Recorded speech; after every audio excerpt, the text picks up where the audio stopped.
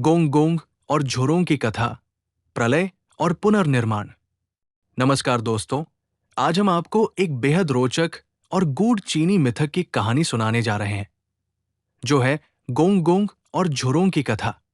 इस कथा में दो महान देवताओं के बीच हुई एक भीषण लड़ाई का वर्णन है, जो न केवल आकाश और पृथ्वी पर, बल्कि हमारे जीवन के गहरे अर्थों को भी छूती है।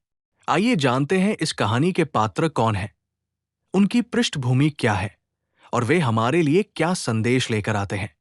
पात्र परिचय। गोंग और झुरोंग। गोंग जल के देवता है।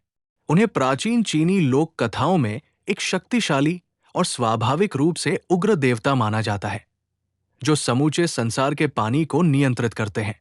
उनके पास पानी की विशाल ताकत है, जो कभी जीवनदायक होती है तो कभी विनाशकारी बाढ़ का कारण बनती है। दूसरी ओर झुरोंग अग्नि के देवता है। वे आग के स्वामी हैं, जो न केवल गर्माहट और प्रकाश देते हैं, बल्कि अपनी ज्वालामुखी जैसी तपिश से पृथ्वी को जलाने की शक्ति भी रखते हैं। झुरोंग को अक्सर शक्ति, ऊर्जा और परिवर्तन का प्रतीक माना जाता है। ये दोनों देवता, गोंग और झुरोंग, चीनी मिथक में प्रकृति के दो विपरीत और परस्पर विरोधी तत्वों का प्रतिनिधित्व करते हैं, जल और अग्नि।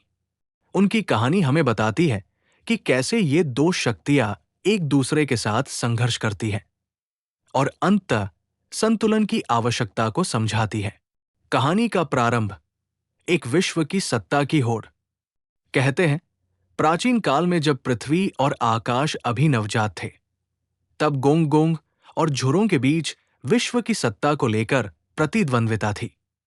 दोनों में से कोई भी अपने तत्व की सर्वोच्चता को स्वीकार नहीं करता था। जल और अग्नि दोनों ही अपना प्रभुत्व स्थापित करना चाहते थे। गोंग अपने जल के प्रचंड रूप से नदियों और समुद्रों को उथल-पुथल कर देते थे, जिससे विशाल बाढ़ आती और भूमि डूब जाती। वहीं झुरोंग अपनी अग्नि की तीव्र ज्वालाओं से जंगलों और खेतों को जलाकर राख कर देते थे। इस प्रकार दोनों देवताओं के बीच संघर्ष की ज्वाला और जल की बाढ़ एक साथ फैलने लगी। संघर्ष और विनाश, बाढ़ और आग का कहर, इस लड़ाई का परिणाम भयावह था। गोंग के जल की बाढ़ ने समूची धरती को डुबो दिया। गांव और नगर पानी में डूब गए। पेड़ पौधे, खेत और सब कुछ पानी के नीचे चले गए। पर झुरोंग भी शांत नहीं बैठा। उसने अग्नि की ऐसी लपटें फैलाई कि जो बचा था वो जलकर राख हो गया। ये संघर्ष केवल पृथ्वी पर ही नहीं, बल्कि आकाश में भी फैल गया। देवता और मनुष्य दोनों इस विनाश से भयभीत हो गए। प्रकृति के ये दो शक्तिशाली तत्व एक दूसरे को नष्ट करने पर तुले थे, जिससे न केवल पृथ्वी बल्कि आकाश भी अस्थिर हो उठा। मोर, गिरा हुआ पर्वत और टेढ़ा आकाश। लड़ाई के दौरान गोंग इतना क्रोधित हुआ कि उसने अपने सिर से एक पर्वत गिरा दिया। यह पर्वत इतना भारी था कि इससे आकाश का संतुलन बिगड़ गया और आकाश झुक गया। इससे धरती पर भारी तबाही हुई। आकाश के झुकने से न केवल पृथ्वी पर नए भूकंप और तूफान आए, बल्कि दिन रात के संतुलन में भी गड़बड़ी हुई। ये घटना इस बात का प्रतीक बन गई कि जब भी प्रकृति के तत्व असंतुलित हो जाते हैं, तो उससे व्यापक प्रभाव पड़ते हैं, जो जीवन के लिए खतरा बन जाते हैं। संदेश और शिक्षा, संतुलन ही बचाव है। इस कथा का मूल संदेश यही है कि जल और अग्नि जैसी विपरीत शक्तियां यदि संतुलित नहीं रह पाती, तो वे विनाशकारी साबित होती है।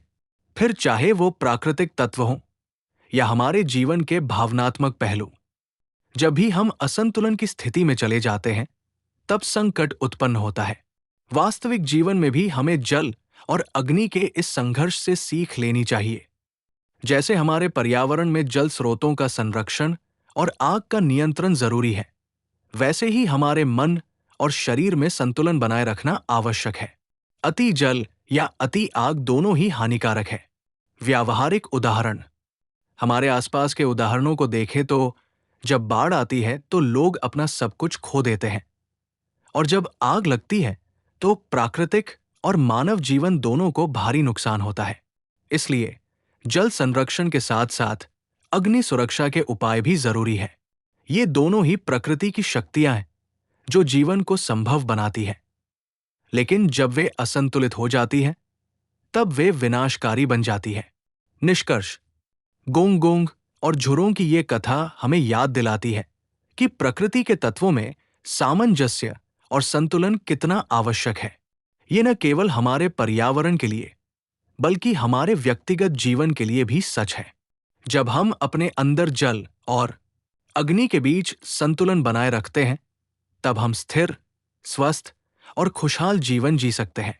दोस्तों, गोंग गोंग और झुरों की इस प्राचीन कथा से हमें ये सीख मिलती है कि द्वंद्व और संघर्ष के बीच संतुलन ही प्रलय से मुक्ति का मार्ग है।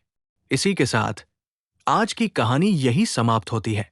अगली बार फिर मिलेंगे एक नए मिथक के साथ।